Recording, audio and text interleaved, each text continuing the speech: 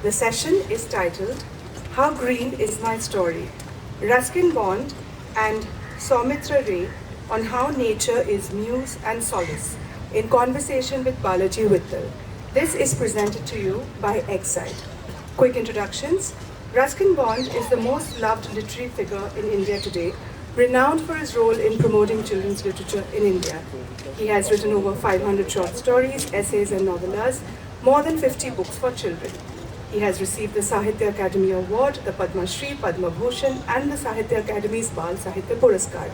Most important for all of you here, he will be available to sign his books at the festival bookstore, but after the session. Musician and author Soumitra Ray is one of the founder members of internationally acclaimed band Bhumi, which has the distinction of performing an exclusive show at the United Nations headquarters in New York in 2006. He has received the Bongo Ratna Award, and Mr Adivasi is his first novel. Balaji Vittal has co-authored the National Film Award-winning book R.D. Burman, The Man, the Music. This was followed by Gata Rahe Mera Dil, 50 classic Hindi film songs, which won the MAMI Best Book on Cinema, and then the highly acclaimed S.D. Burman, The Prince Musician.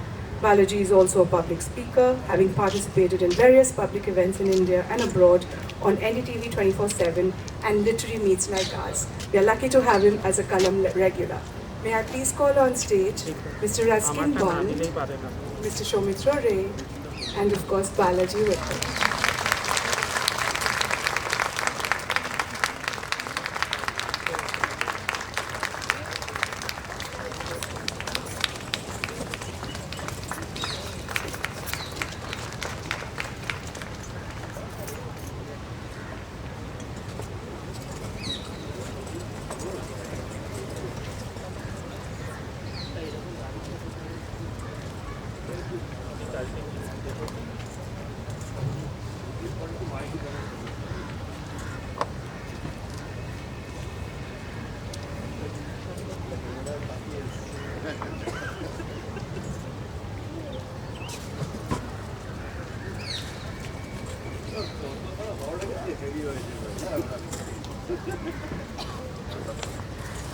Just another quick announcement before the session starts.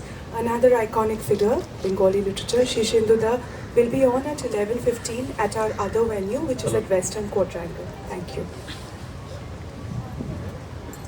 Thanks everyone for coming over this morning. We're going to be talking about this a little bit, and of course a lot of other books and a lot of other things. Let's start at the beginning, Soumitra. Okay, I'll just read a small section of Soumitra's latest book, Mr. Adivasi. The group, on leave from their jobs, spent the first week of November every year on adventurer treks. This was their 6th such trip. They chose to go on unconventional routes and explore possibilities. The night before, they had enjoyed the luxury of a cottage, rented out to them by a local herdsman. The lone occupant had traded his shelter for a bottle of rum. Not a bad idea. Tonight, however, they had to pitch tents under the open sky, light a big fire enough to get some coffee going.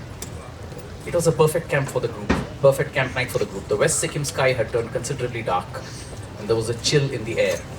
All the couples had waited until dark, about 5 kilometers away from where Jion and Shreya had chosen the divergent path. And this is where the story of the sibling pair of Jion and Shreya begins. In the next few hours, they were about to discover another story that had ended 10 years ago and was about to begin again now.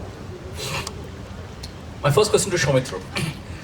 Talking of beginnings, what inspired you to turn a novelist?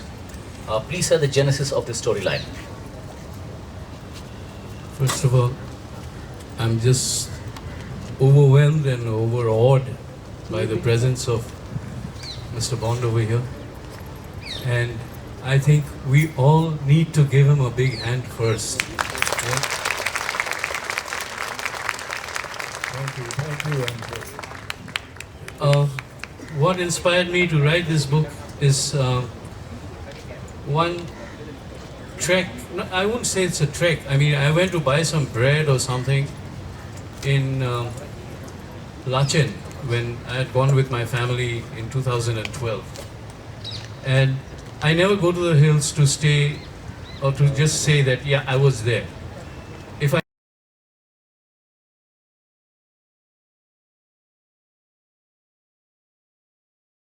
go to the hills, I want to stay at least 2-3 nights in a place so that I sink in that place. It gets into me. And that particular day, when I had gone to buy something, on my way back, it started raining. And in November, the rain can be very cold in those places, very high up in Sikkim, North Sikkim. So I was trying to hide myself under some pine trees over there. Actually, it wasn't a pine tree, but it was some kind of a big tree. And I was wondering, what happens if I spend a very long time living alone in such conditions? I think that's where the seed for this story was born, was sown. So much later on, I began writing Mr. Adivasi, not knowing that one day I'll be sitting here with Sir, and all of you in front of me is the biggest surprise and the biggest huge moment for me. I'm nervous. The first thing I did was I got the book autographed by Sir, and it's going to remain very close to where I sleep, and I'm so happy that I'm here in the first place. Yeah. Hills, greenery, bazaar, and a boy can remind us of only one person, Mr. Ruskin Bond. So, question to you. Your protagonist, Rusty, was a native of the hills and trees, whereas Mr. Adivashi, the protagonist of Shoumitra's story, was an immigrant. He used to live in the city and then he chose to live in a place far away. Now, what if Rusty had, say, moved to Bombay or Calcutta, hypothetically? How hard would it been for him to adjust? Easy or difficult? Well, can you hear me? The first thing I have in common with Sumitro is that Rusty was the character of my first novel, and this is his first novel. Am I right? So the first novel, the first book you write is the one other people might forget, but the one you can't forget, because it's very special to the writer. And I'm very fortunate that my first novel, The Room on the Roof, written in 1954 and published in 1956, is still around, and I hope Mr. Adivasi is going to be around even longer. Good luck to it. Thank you so much, sir. And as for Rusty, no, he lived in a small town, and he went to school in a hill station, just as Sumito did. He went to school in Darjeeling.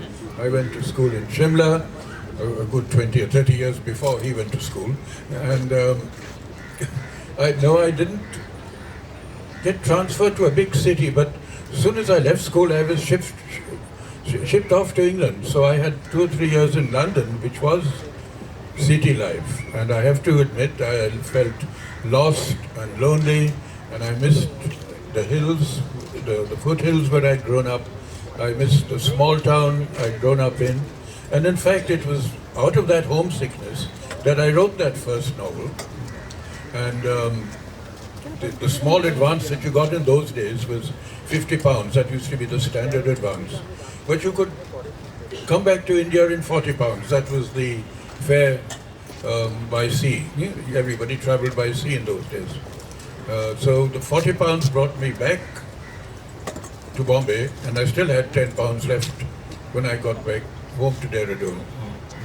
And then I started off freelancing and wrote, well, I'm still freelancing. Never stopped. and had lots of ups and downs, as writers usually have and should have. But I hope Sumitra will have only ups and very few downs. Sir, a follow-up question. You started writing quite early, at the age of 14 or 15. did getting an early start help? Because those would still be the memories of last week or last month and pretty fresh. Now, an early start, an early success can be also a disadvantage because readers and the literary critics too expect a lot from you after that. If in case your first novel, your first book has been well received, then people expect a second. And if the second one is always a very dangerous book or a very dangerous novel to write because it can sink you, it can destroy you if it's no good. And my second novel did flop. I couldn't sell it or find a publisher for a long time. So there was a hiatus, a gap of about almost 10 years before I had another success. And the second success came in a different way. It wasn't a novel written for the adults or general reader, it was a children's book. So sometimes in life you have to zigzag.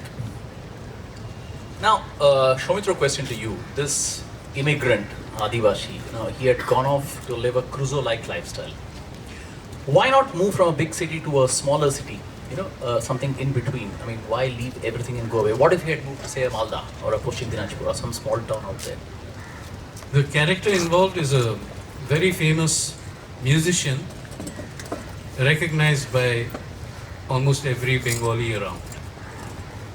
So, he can never be in exile if he's in a city inside West Bengal or even anywhere where there are Bengalis. So, let me tell you a little more. I was, like Sir began writing at the age of 14. I had written something in one of my notebooks in 1970 when I was very homesick in St. Paul's. I was very homesick before the summer vacation. Summer vacation is just about 5 days over there. So I had written something by watching the shadows of the Sikkimese hills falling under Kanchenjunga. And I was in class 5, 10 years old. Something made me think, what if I get into that valley? What will I find? What kind of silence will I see? Will I hear? And I had written something which I don't remember, but my mom had found it when she had come up for our summer vacations.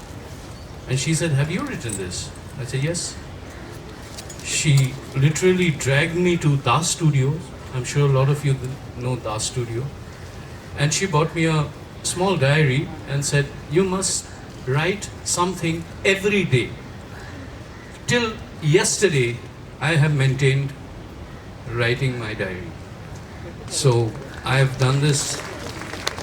From 1970, I have written something or the other in my pages. Now, this character called Mr. Adivasi, I chose to take him to that shadow of those hills, of the Sikkimese foothills, where he could isolate himself and find out more about himself, because he's already seen the world. He's been through everything, all ups and downs in life, but an unfortunate incident makes him think that he is responsible for 3 deaths in his family. So he leaves. He said, "I cannot face this world." And where can he go? So he hides himself in the foothills of Sikkim. And Sikkim is a very favorite place of mine. Having grown up in Darjeeling, Sikkim was just a trek away. And all those valleys, all those places which I have named, they are all places which I have personally visited, I've trekked on, this guy, he couldn't live anywhere else but in that place. Spoiler alert, I won't tell you more about the trauma or what happened. I'm sure you can pick up the book and read it. It's very interesting. It's here and I'm sure it's available just after this. Now, a question to the musician in you, Soumitra. Can a musician be kept away from his music for that long? Wouldn't a trauma like what he went through bring him only closer to his music? On a personal note, I will answer this. Sometimes, even in front of 10,000 people, I'm alone. I travel by buses regularly. People are sometimes surprised to see me in a bus. I said, what the hell is wrong with you? You travel, I travel too. It's more convenient for me to travel by bus. And, you know, I can be very lonely even in a very filled up place with a lot of people are over there. Every man goes through this. Everybody goes through this. I'm sure nobody can, say, I've never been lonely. Nobody can say that. You've always been lonely. You can be lonely. You can be happy. So if this guy, I'm a musician, yes, there are moments on stage when I shut my eyes and I'm singing, I put myself on that boat which I'm singing about. I'm alone over there. I'm alone on that boat. I'm singing, though there may be the United Nations in front of me, where I've sung. We are the only band to have sung in the United Nations, the only Asian band that is booming. And in front of the Montreal Jazz Festival crowd, which was more than 10,000, the next day the papers announced, Indian band draws biggest crowd. What a proud moment it was for us. Yeah. So over there also, when you shut your eyes, you're alone. So there are many moments in this book where the way I think, the way I feel, the way Shreya questions me, the way Jion questions me, the way my friends have interacted with me in life, they're all over there. They're all nursed in this book. Very in-depth. As my friends, I've taken references of friends so that I could characterize them and use them in my book. Some of them are very close to me, some of them I don't know too well, so they're there, but that's it. So loneliness even among thousands of people around you, yet solitude in the hills. A lot of people that you've written about, Raskin sir, is about people that you've just met maybe once, not even spoken to them, like the Tongawala in Shamli, or the cane basket seller in Rioli, or the kite maker, whom you hardly spoke to once. Is it because people are sparse in Dehradun and Mussoorie that you remember everyone, or is there was something special about these people that you still remember them years later? Well, first of all, loneliness, of course, is something that's usually thrust upon you, and it's not something you're looking for, because you can be unhappy if you're lonely. On the other hand, solitude is something that you look for and that you need, and the writer above all needs at times solitude. So one you may not be wanting, and the other you are looking for. And as for writing about small people, humble people in small towns, yes, occasionally a story just emerges from a chance meeting, or a very, maybe an interesting, colorful person who I might not meet very often. But in small towns, you get to know people more intimately than you do in a city. There are exceptions, of course, and I find that particularly in Kolkata, which is a great city, a huge city, and yet it has a sort of small town character about it.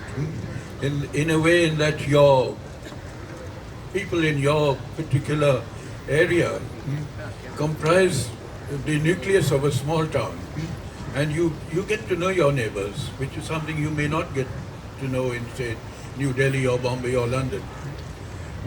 So it has, in a way, characteristics of a small town in the midst of a sprawling city. So I could quite possibly live here and write stories here too.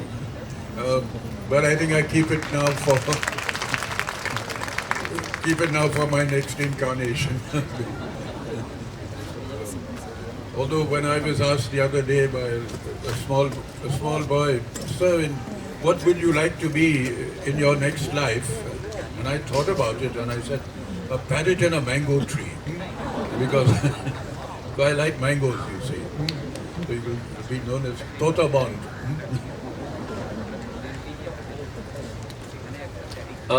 Shomitra, a question to you. Were some of the characters inspired by your friends in the Bhumi days? Tell us a couple of anecdotes that you've never told anyone.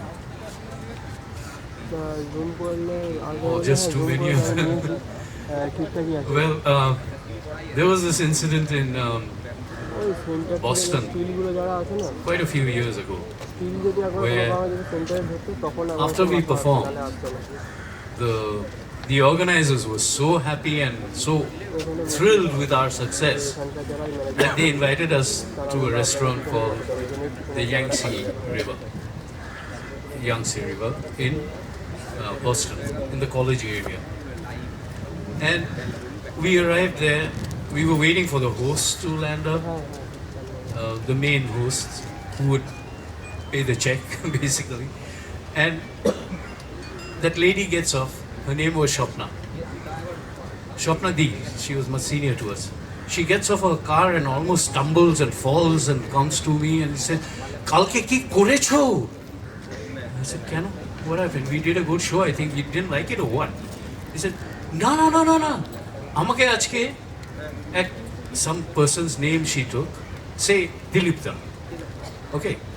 Amake ajke সকালে দিলীপদা phone করে বলছে যে have you found something of mine? So আমি জিজ্ঞেস করেছিলাম, what is it that you have lost? That man wasn't willing to tell Chopnadi what he had lost. Till she said, if you don't tell me what you have lost, we can never find it for you in that auditorium. So he told her very shyly that Shomitra made me dance so much that my dentures had fallen off. And this morning, I'm struggling to find it. I just can't place it.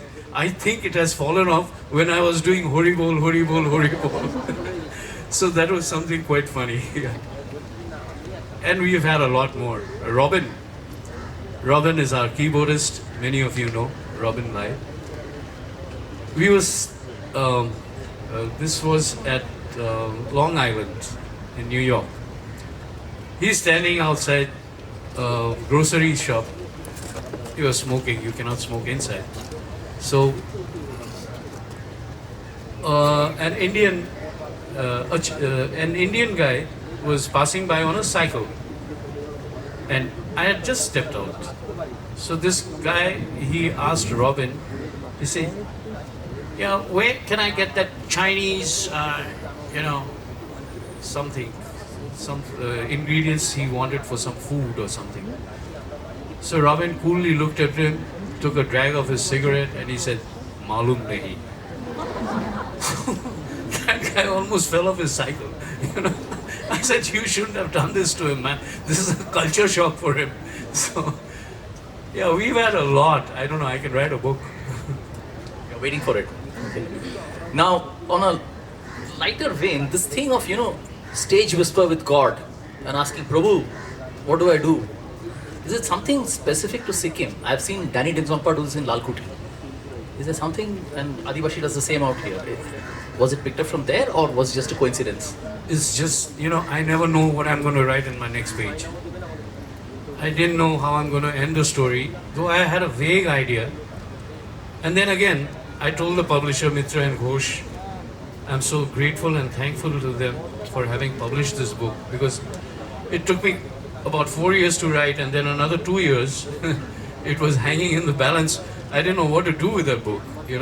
I'd written 470 handwritten pages on A4 size pages. So I write by hand, I don't type. And then I didn't know what to do with the book. At the same time, it had to be published. I was wondering that these moments where thoughts develop, they come to you. When you're writing, when you're in a flow, it just comes to you. At least it came to me. I don't think I should be talking too much because I've just written one book. But I think a lot of people over here who have read it, I know Aishi has read it. My son, who is the biggest critic, Arjesh, is sitting there. The first thing he told me was, he finished the book in about 3 or 4 days. During our puja trip to Bangalore, we had 4 shows over there. He read the book. The first thing he wrote was Bondesk. I said, Bondesk? He said, Ruskin Bondesk. So that, for me, was the biggest compliment I've ever got. Thank you, Rajesh. So that is Rajesh. That's where the name came from. One of the characters That's right. in the book. He's one of the characters, and the main character who who brings a lot of relief, humorous relief. He just walked in. He's Bobby Roy. He's sitting right at the back. Please stand up, Bobby. Bobby, please stand up. There he is. A big hand for Bobby. He brings a lot of relief into the book because I've used his exact character. I've known him for almost 35 years. The way he talks, the way he behaves with his wife, the way he kicks people around, the way he kicks people out of his house, or he invites them into his house and then he remembers that, I'm supposed to have dinner somewhere else. So that guy is a very good friend of mine, and he's brought major relief into this book. Yeah. And here's his chance to sue you now for libel. He told me that. He threatened me with that. So Ruskin sir, Dehradun is all innocence, Mussoorie is all innocence.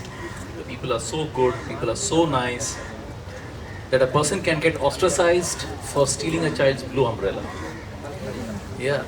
Now, there are also the other variety, where someone is slow poisoning his lover's husband with arsenic. Yeah, or this Alexander who's burning up everything that he can lay his hands on or lay his eyes on.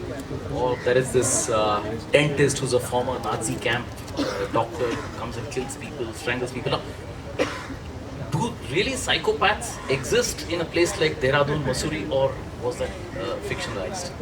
No, psychopaths exist everywhere. And innocent people exist everywhere too. But I think innocence is something that, particularly in this day and age, is sort of lost and left behind when we are 5 years old or 6 years old. And it's very difficult to take your innocence with you through the rest of your life. Psychopaths, well, I think each one of us has a Dr. Jekyll, a Dr. and Mr. Hyde within himself, and in our dreams, our nightmares, we do horrible things which we wouldn't dream of, or think of doing when we're awake. Some of the stories in Death Under the Day of Doves, which is the book you have there, in fact, all of them are based on actual incidents, and most of them are murders. And I would say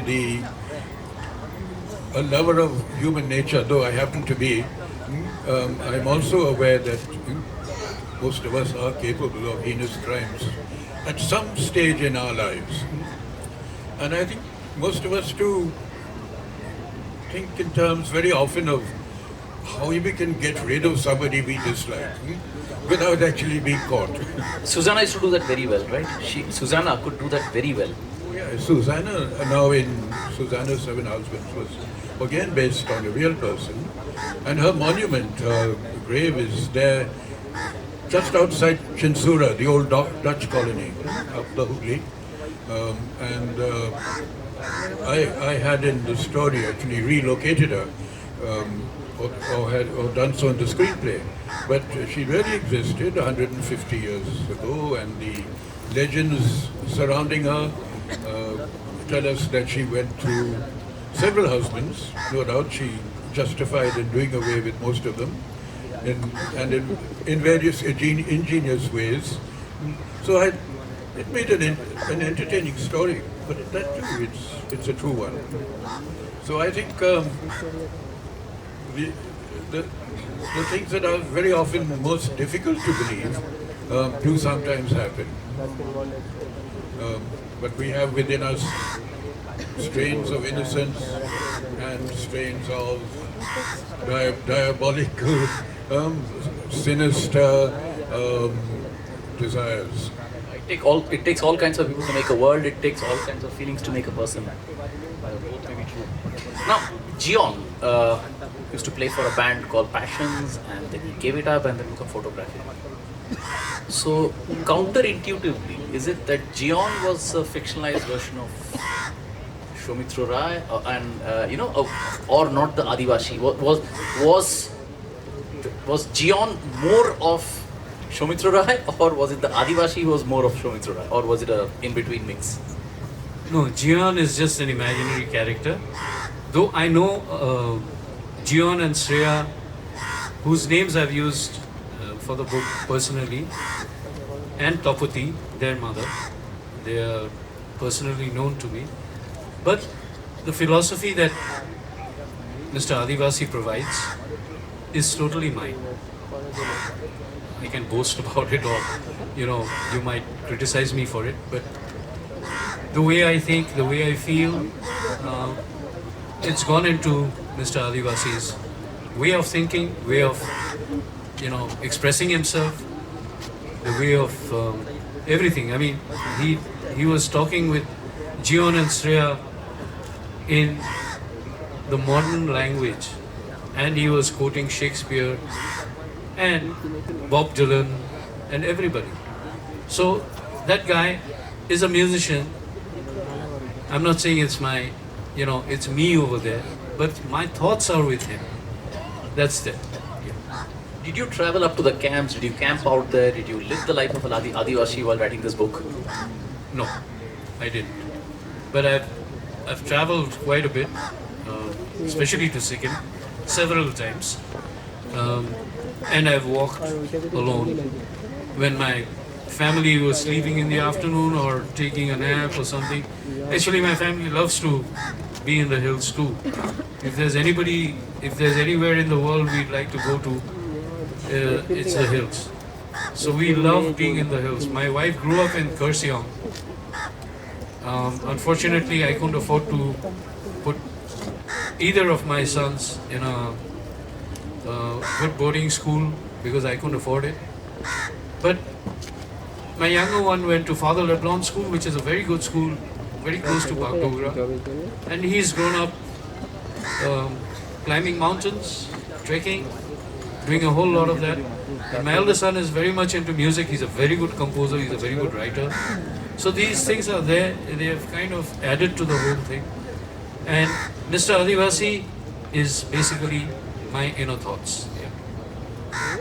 Excellent. This book is available at the stall, am I right? So after the session, please feel free to go and pick it up, and I'm sure Shobhitra will be happy to autograph it for you. There are some things that should never happen that would, for us maybe it's a newspaper incident, but for people like you gentlemen, it would make your heart bleed. 2nd September 1994 was Mussoories Black Friday when 6 people were killed by a mob. The curfew was imposed in your beloved town, and you wrote, and I quote, "The children's park wore the look of battlefield and the fountain, dry for months, was splashed with blood." To my recollection, I don't remember you writing any story about that Black Friday. It was too painful. Never wanted that to come back in your memories. Yes, that's true, because it was something that was totally out of character with the hill station and with life there. It was what you might call the result of a terrible misunderstanding between the authorities and the crowd in the street. So sometimes when a lot of people are agitated and worked up about something, and they come into conflict with the police or the authorities, something is bound to go wrong. And in this case, they opened fire indiscriminately. A lot of people were killed. But it brought about, in a way, it accelerated the demand for statehood. And not long afterwards, Uttarakhand became a state. Until that time, it had been part of Uttar Pradesh. The discovery of Adivashi, or Mr. Adivashi, by Jion and Shreya, and then the whole gang lighting up subsequently from Calcutta and lighting up there with the vehicles and wanting to take him back. Was it a symbolic intrusion of the city into the hills, into the pristine virgin surroundings? Was it symbolic of that, or? It was just the desire of all musicians to get that iconic musician back to Calcutta, back to performance, and back with his family. Mostly to be aware that his family is there. You know, he thought his family was dead. Now, you know, and all of them land up to get him back. I'm not saying more than that. That's it. And all of them are, a lot of them are Chandrabindu's musicians. Then you all know Manojit Datta.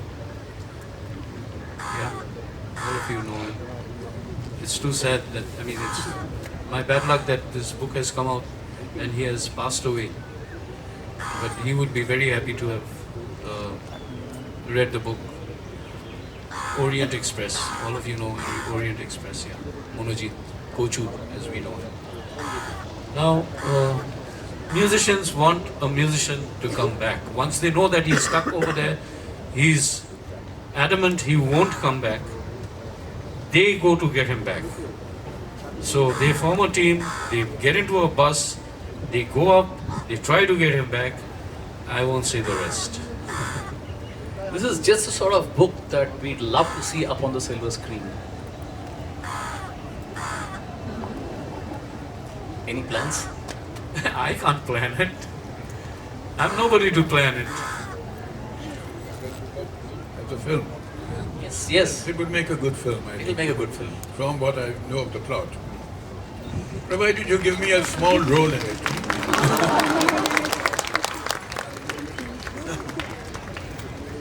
By the way, in which film did Mr. Ruskin Bond play a cameo? He actually... I was so bad that they never offered me another role after that. But I had the distinction of giving Priyanka Chopra a peck on the cheek because I had to play a fatherly priest who was giving her some advice. And I was very clumsy at it because I'm not used to giving beautiful actresses pecks on the cheek. So the first time I did it very clumsily and knocked her glasses off. She was wearing spectacles in the scene. But she was very sporting about it, as she always is. And so the director said, "Do it again, Mr. Bond." So I gave her another kiss on the cheek. It was better, but it wasn't really good enough. Huh?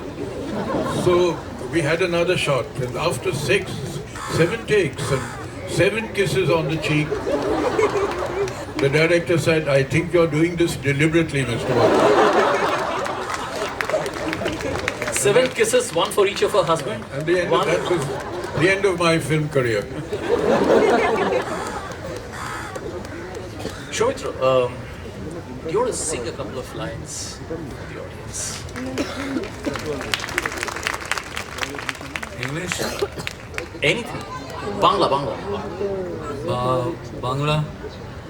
Then let me sing my own song and most favorite song. I'll sing a bit of it. It's a Bhatiyali. It's about a boatman who I've met. You know, most of the characters in my songs are people I've met. And this man doesn't want to, forget where he has grown, but he's too old now. He's 80 plus. He's forgotten where all he has rowed to. But even now, he crosses the Ganges with one hand, with one oar. And that's awesome. I mean, I met this man called Pocha Kaka. So, yeah. Let me tell you a small, I won't take much time. When we were in the United Nations performing for that international crowd of 431 seats were occupied, the aisles were occupied with an international audience. There were 5 Bengalis and they were all from Bangladesh. After the concert, one gentleman who was almost twice my height, huge guy, he stood on the side and he asked me, can I talk to you for a minute? I said, yes, sir. I was kind of scared. So he said, what was the shouting all about? Was it shouting? Yeah, you guys went, hey, Pocha, hey, Pocha, hey. I'm like, oh. Actually, there's a song which goes, Nazam, Nazam, Nazam, Nazam. And before that, we go, Ore Pocha kakare du, shunbar paire ghore aisha. They are calling out to this boatman because there's a storm. His rice is getting cold, his dal is getting cold, and his child is crying, but he doesn't want to come back. So I told this gentleman that we were actually calling out to this boatman in the Ganges who is refusing to come back till he catches this fish. So this man says, oh, is that so? That's very interesting. But you know what? I thought you were asking the whole of United Nations to get out. So anyway, I'll sing a little bit of my favorite song and the first recorded song of Bhumi's. And by the way, just for your information, tonight is Bhumi's 1790th concert. I told you I maintain a diary, so I know everything. Awful throat. All singers say that, but I'll try. Mune aare nahi re, mune nahi nahi ya,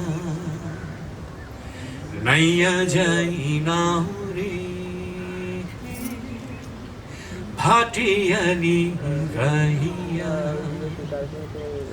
baitam zovana laiya re, gaitam chore buhiya.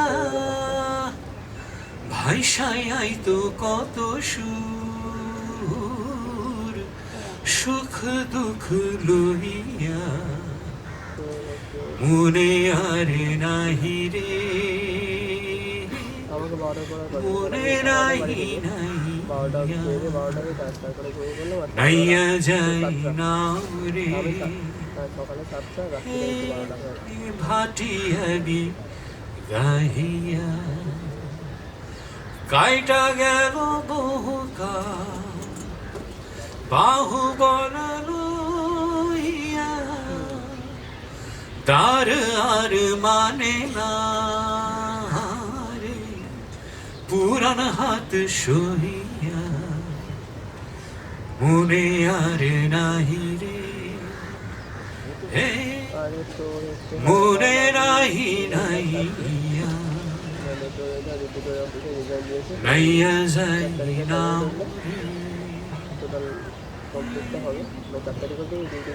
ভাটিয়ালি গাইয়া।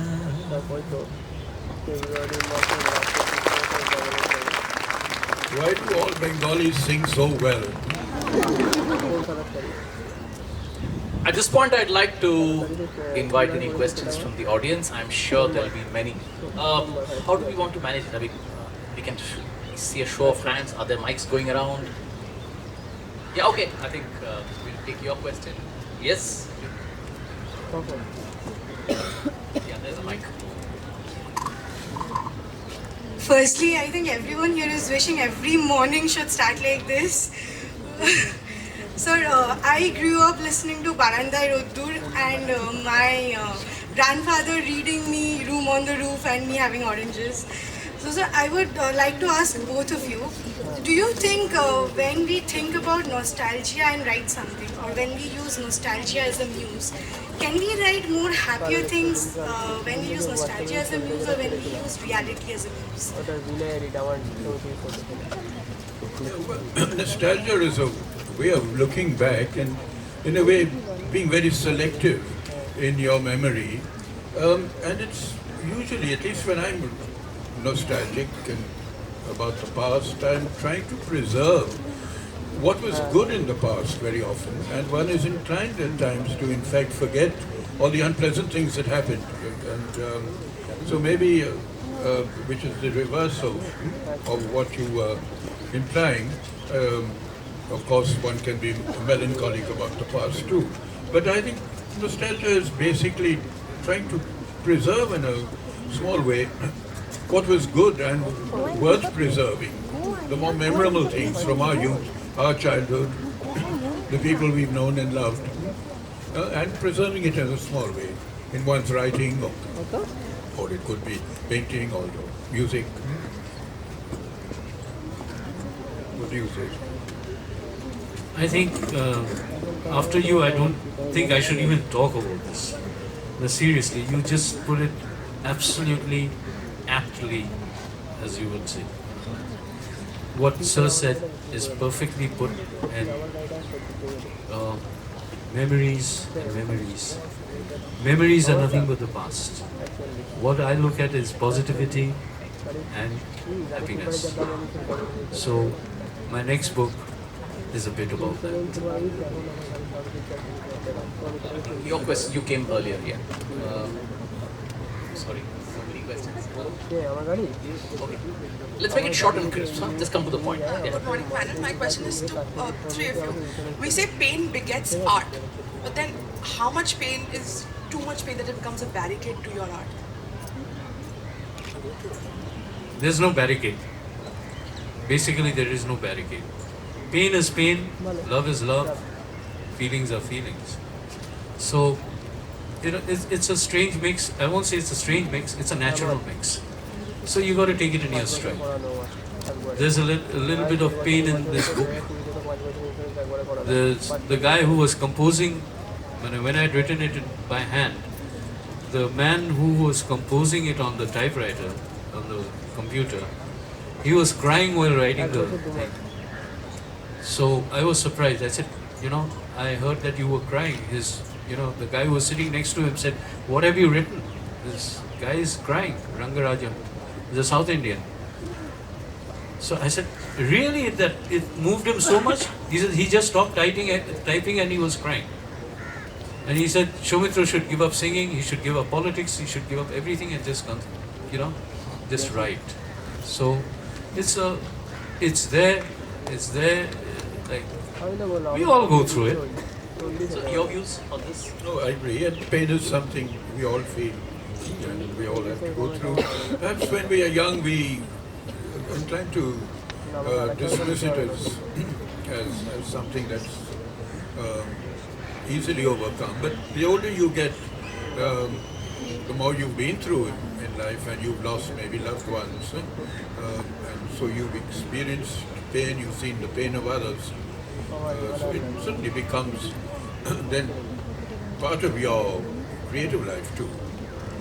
And you also asked that question to Bharat. Well, I agree with both of you. I mean, I think you said it. I don't have anything more to add. Yeah. Okay. Okay, yeah. I think we'll give him a chance. Yes.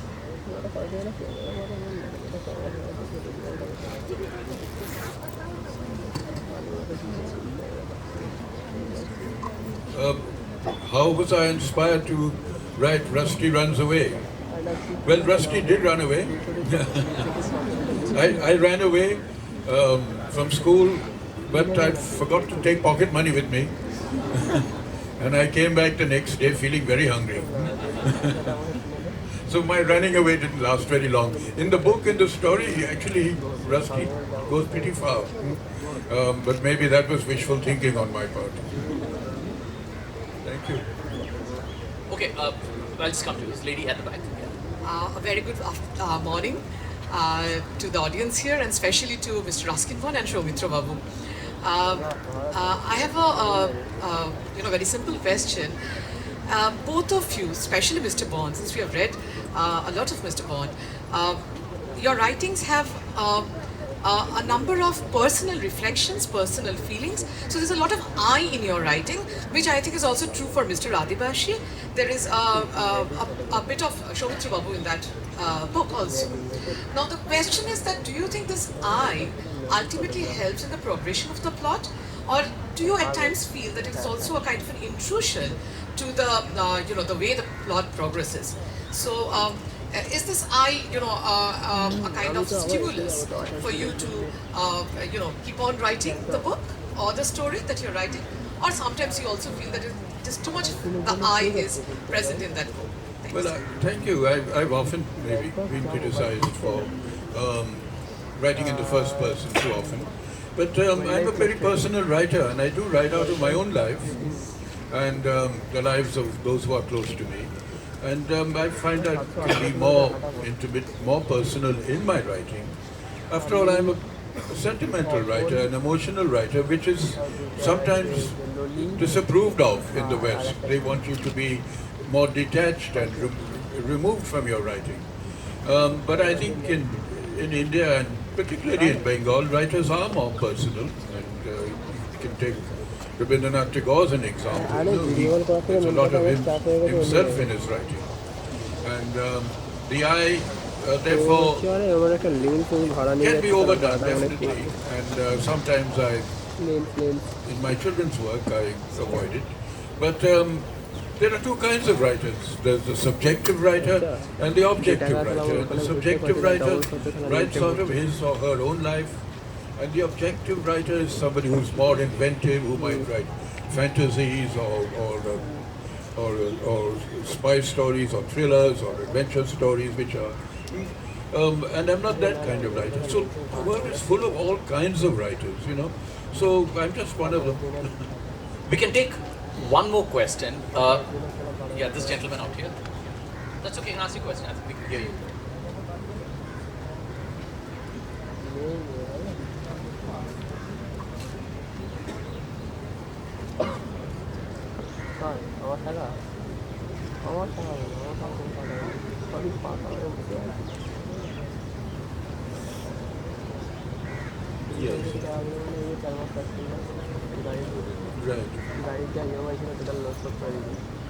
Yes, very interesting question. But you see, the roman, when I wrote the Room on the Roof, I wasn't writing it as a children's book. I was writing it for the general reader. So it was a little more explicit. I only began writing for children when I was in my 40s. At that time, I'd already been around for over 20 years as a writer. And then occasionally I would write stories specifically for children. And of course, you're not in writing for small children. They don't want to know about your sex life or your or anything like that. So you concentrate on the story and on the characters, and any conflict there is more on practical lines. But occasionally, sometimes I get confused myself. Am I a children's writer or am I a writer for everyone? But basically, I'm writing for myself, and I think most writers are writing for themselves. Because writing is fun, you enjoy it. I enjoy it. And so if you're enjoying it, it's because you're getting some pleasure out of putting words together, sentences together, creating interesting characters, telling a story. So I think your basic audience is yourself. And if somebody else like you comes along and enjoys the story too, well, that's a bonus. And I'm very grateful that I have, over the years, acquired so many readers, young and old. And I hope you will too, Sumit. As this lady put it, may there be more crisp winter mornings like this. And I'll just borrow this line from Ruskin's story, which I love reading. And when all the wars are done, a butterfly will still be beautiful. Thank you all for being here. Thank you so much. Great to be in such good company, both here on the stage and with you all in the audience. Thank you so much.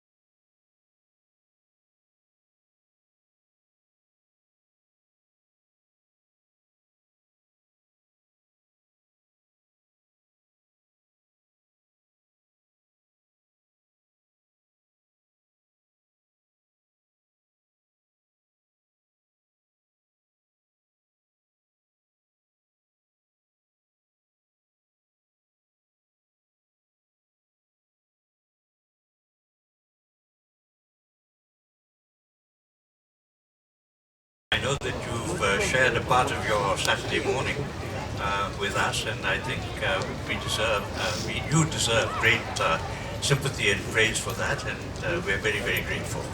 I'm also very privileged to share this platform with two most distinguished public intellectuals, Professor Jayanta Bose and Professor Hari Vasudev. And I must say that on a Saturday morning you might find that the question of values and foreign policy is a bit heavy going, but we'll try and make it as light and as accessible as possible. And I suppose we could consider ourselves very lucky that we are sandwiched between Mr. Ruskin Bond and Mr. Amitabh Ghosh, so that's a bonus for everybody. I'd like to begin perhaps by saying just a few words about the book, and then we'll hear much more from Chocolat and Hari. As far as the book is concerned, it came out some 9 months ago abroad, and it was republished in India 3 or so months ago.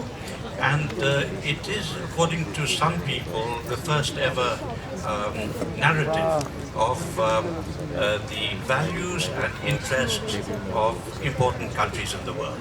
So we've covered about 12 countries in this process, from the USA in the west to Japan in our east, and we've tried to examine how the balance of values and interests plays out in each of these countries. As you know, Palmerston, the Prime Minister of Britain, in the middle of the 19th century said, "We have no permanent friends, we have no permanent enemies, we have only permanent interests." But I'm sure my colleagues on the stage will agree with me that that is not the full story, because there's the question of values also. And it's very important, I think, for us to know what the values of a particular country are when we seek to understand what they do and what they don't do. And so we tried to go into this in the book in some considerable detail.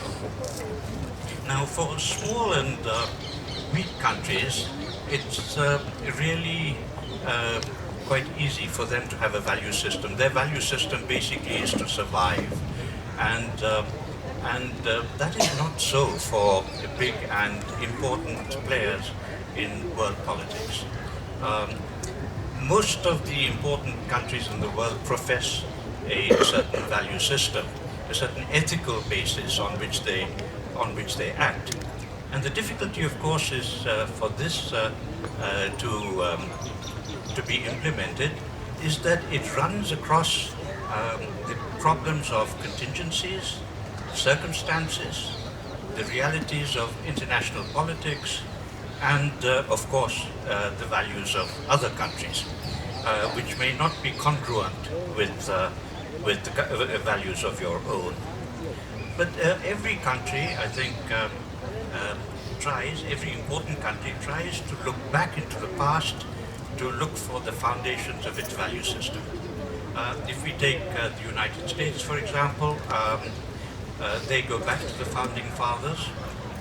The Declaration of Independence begins by saying we hold these truths to be self-evident. Self-evident seems to suggest that these are universal truths and universal values that need to be protected and projected.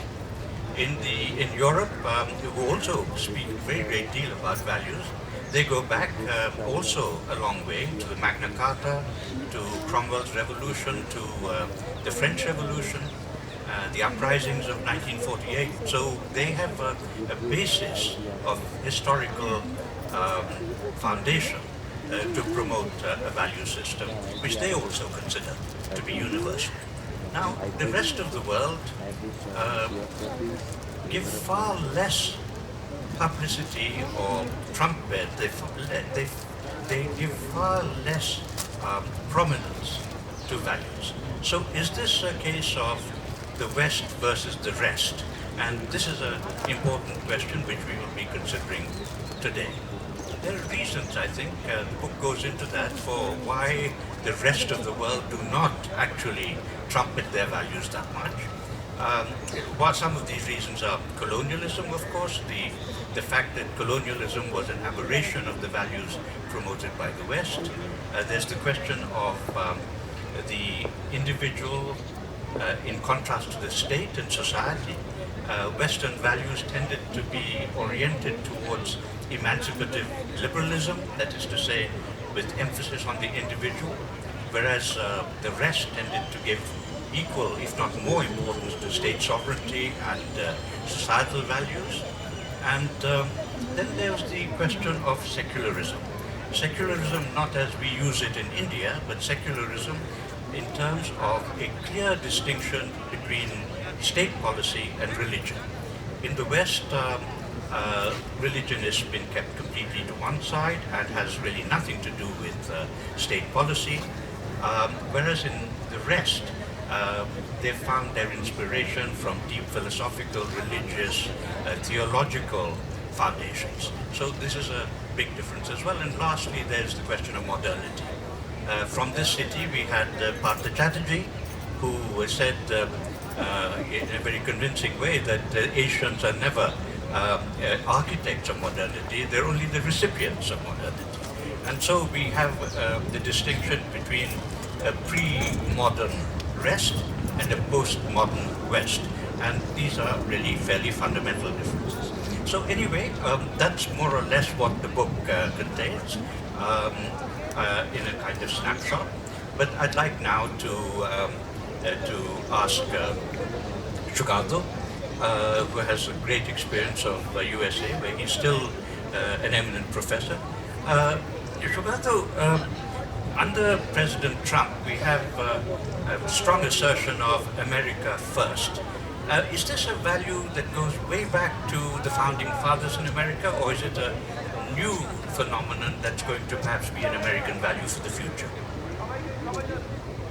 What Trump is doing at the level of both domestic policy and foreign policy is a very new phenomenon. It certainly does not go back to the era of the founding fathers of the United States of America. Now, any country fighting for independence must engage with international affairs. And in the case of late 18th century America, those who wanted to break away from Britain naturally forged relationships with France in the era of the Enlightenment. Now, the French ideas of liberty, equality, and fraternity figure nowhere in Trump's conception of world affairs. He is essentially a businessman, and the word that he likes to use is transactional. I will do something for you only if you do something for me. And that's the basis on which he is being impeached today. He told the Ukrainian president that, start negotiations against my political rival, Joe Biden, and you will get some military aid to resist Russian aggression. Also, Trump seems to have a great fondness for dictators. Just consider the love letters, his work, that he likes to exchange with the North Korean ruler, Kim.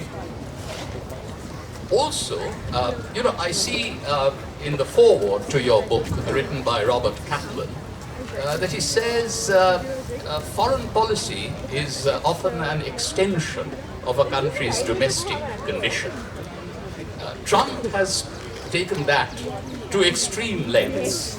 He seems to be obsessed with trying to overturn every legacy of his immediate predecessor, Barack Obama.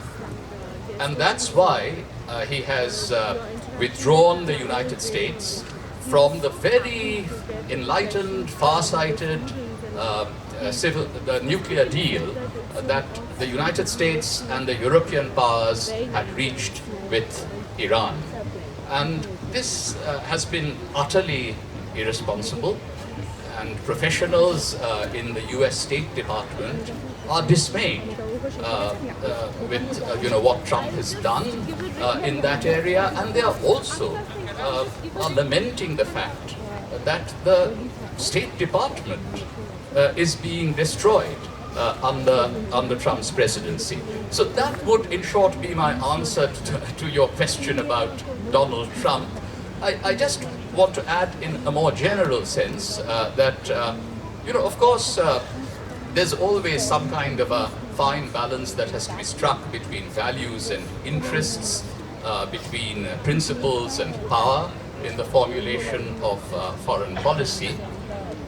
But I would like to mention that, Asians have never simply thought about cultural defense.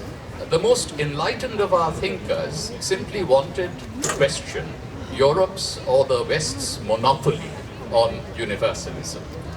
And they wanted to say that, we also want to contribute to the shaping of a global future. And so, we want to offer our version of universalism with a difference. Now, that is not a defense of Asian values in the sense that the Singaporeans, articulated that concept in the 1990s, because that was simply inverting what the Europeans had claimed before, that Asia is the fount of all virtue. But there were rather more sophisticated thinkers and leaders of our independence struggle, or poet-philosophers like Tagore, who believed that we can think of a interconnected, interreferential Asia that might have something very creative to offer in terms of thinking of a new ethical conception in international affairs. Yes, that's absolutely right. But may I just come back to Mr. Trump for a moment before we leave him from this discussion? Robert Kaplan, who you mentioned, has also said in his foreword to this book that if America ceases to promote free trade and democracy across the world, then it will cease to be a major power. Do you think this is what is happening now? However powerful you might be, there is the need for at least a modicum of moral authority if you want to retain leadership in the world. That Trump is in danger of losing. I agree with Kaplan there. And he perhaps has lost it already. Hari, if I might ask you about Europe. Europe has a very strong tradition of liberalism, both within Europe and in Europe's projection abroad. Do you think now that this is under tremendous stress with the differences that have arisen between what one might call Western Europe and Central and Eastern Europe? The latter seem to have a different code of values at the moment. They don't speak much about values to start with. The Europeans mainly have values articulated by the Nordic countries, by France, but very rarely by Hungary or the Czechs. So do you see this becoming a fissure, a fracture in the European Union? I'll take this at two levels, the question that you pose. I'll take it partially from a kind of follow-up to the last discussion, the discussion that you initiated with Chocolat. The sense that I don't think that any one particular value system is independent of history beyond a certain point. And I think even in the case of the United States, there have been very long periods when the United States has excluded itself from global precincts and has very, very aggressively done so. I think the 20s and the 30s, as you know, is precisely such a time. And there is therefore in practically every country, every region, a diversity of tendencies, and kind of the global tendency which we see enshrined in the Obama presidency, and to a certain degree in the globalization, the Clinton presidency. These reflect one aspect of a particular continuum which exists in the United States, but there are other continuums as well. And I think the same holds true somewhere in Europe. And Europe when it is dealt with as a whole. My own sense is that we have both in India and in parts of Asia, we have tended to homogenize Europe.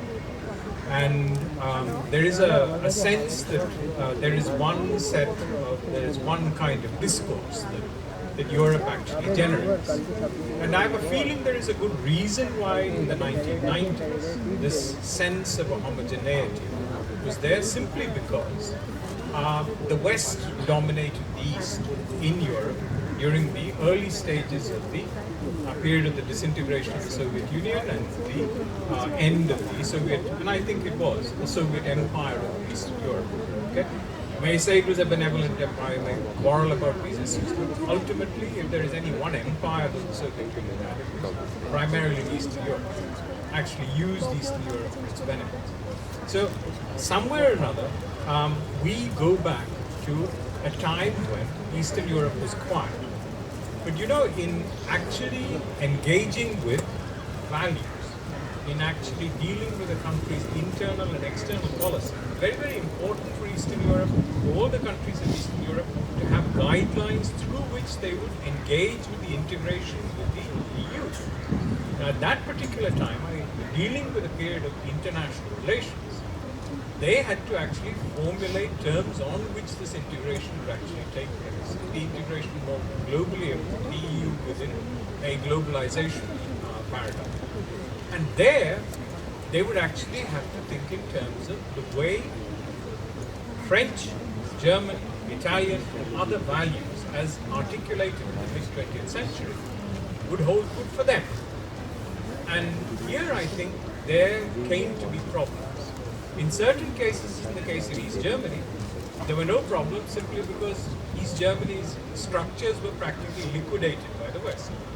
But essentially in Romania, or in Poland, or in Hungary, this is not to be the case. You have very, very lively intellectual communities that are actually fought the good fight against the Soviet Union at the same time, and which actually look to folk traditions and intellectual traditions of the 19th and early 20th century, in which they had, I think, major things to offer. And they engaged with the world during the interwar period on their own terms, independent of the Russian Empire, independent of the Austro-Hungarian Empire and the like. And somehow or another, they had a sense that they had something to contribute. The result was that they began, I think, during the mid 2000s and 2010 to think beyond, say, a Visegrad paradigm in which they simply held together as a bunch of states, and think more in terms of a set of paradigms in which their sovereignty would be more assertive in a likely manner.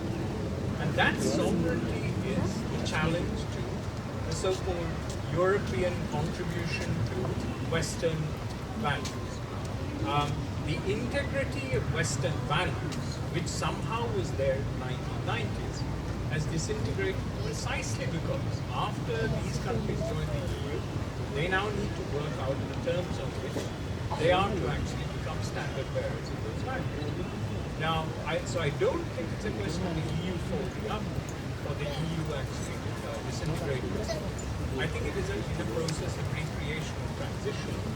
But how it is to achieve that recreation and transition, I think very much as in the case of the failures of the Obama and the Clinton presidencies to give large sections of American constituents a kind of reason and an investment in globalization. Very much in that light, we are going through a period in which the so-called Western European paradigm, the Euro-American paradigm, is being transform and renegotiate.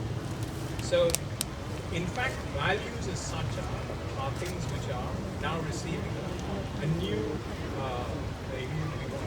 to put it in a funny way, a kind of new chronology, a new set of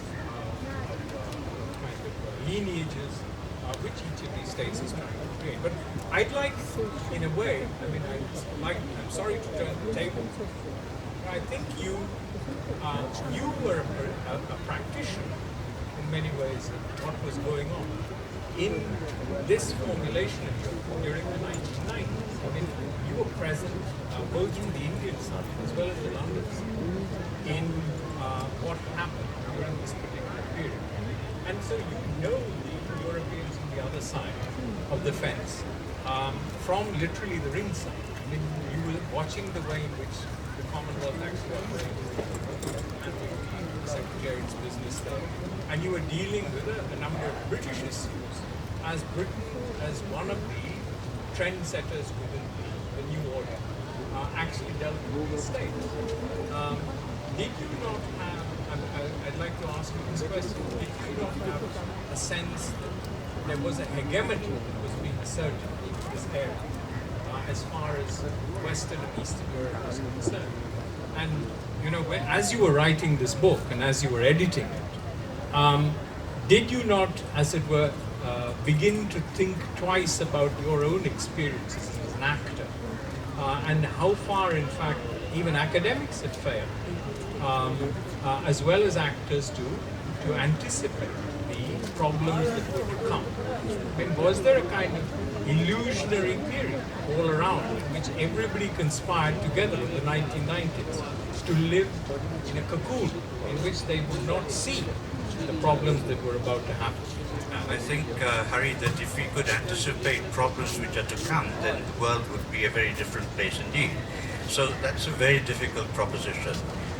Yes, I think that to be very brief, to answer your point, I think that the expansion of the European Union, the continuous expansion that took place from the time the Union was declared in Maastricht to the 27 states which it is now, I think created its own difficulties and tensions, especially since the absorption of the Eastern Central European states was in a way a forced absorption. They did not really have time to adjust to the mores of the European Union before they were incorporated, because the whole dogma at that time was to reach out to the former Soviet Union territories.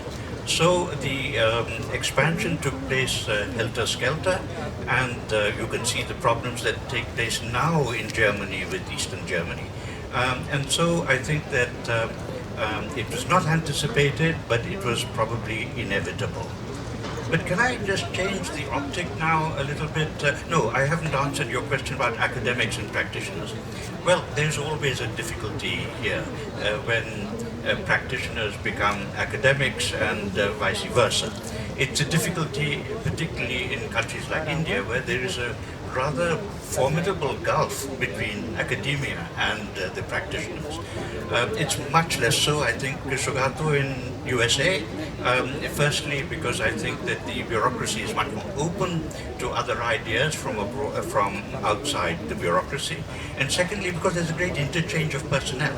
The spoil system in the USA provides for this continuous regeneration, if you like, of the bureaucracy from expertise from outside. I think the Indian government has trifled with this from time to time, but it has not gone as far as it should have, and it's gone probably less effectively than it should have as well.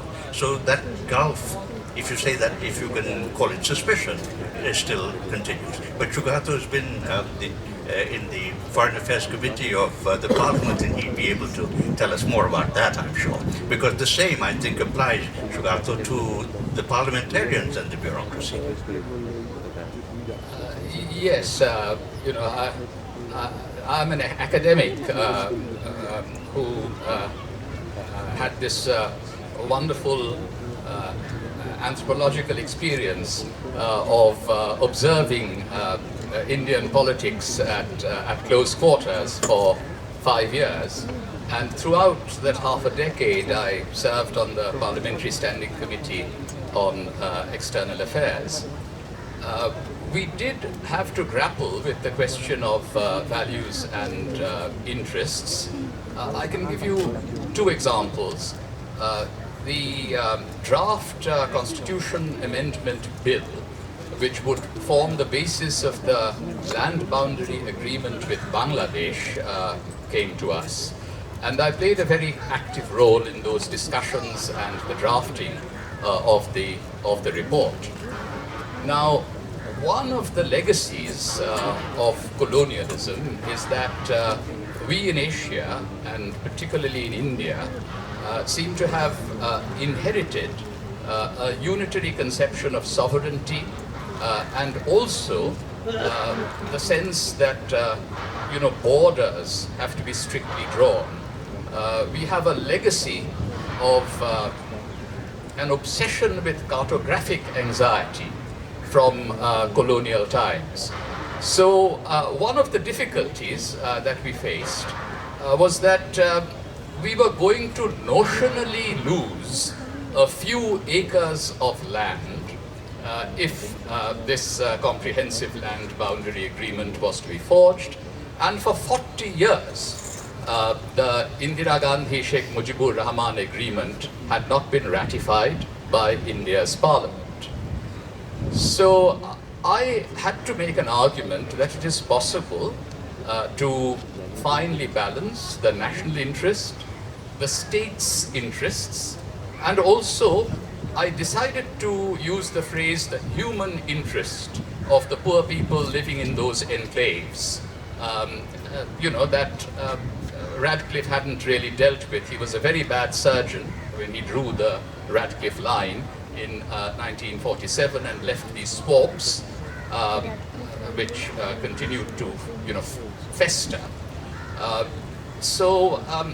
I was able to say that, look, it is in our national interest to have good relations with Bangladesh for a whole variety of reasons. Therefore, we should go forward with it.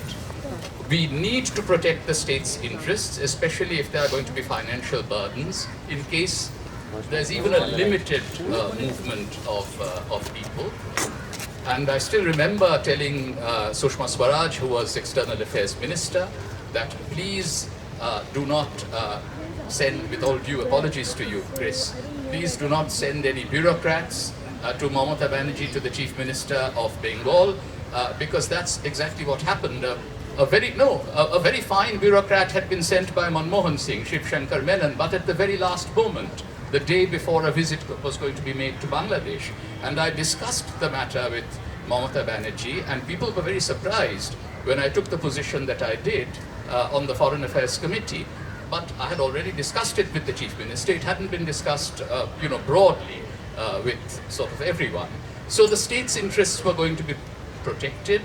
In the operative paragraphs, we were going to make absolutely sure that all of the interests of the neighboring states would be taken care of. But we did talk about values that ultimately it makes absolutely no sense to cling in a dogmatic way to a Westphalian notion of borders and not do something for desperately poor people who have been suffering ever since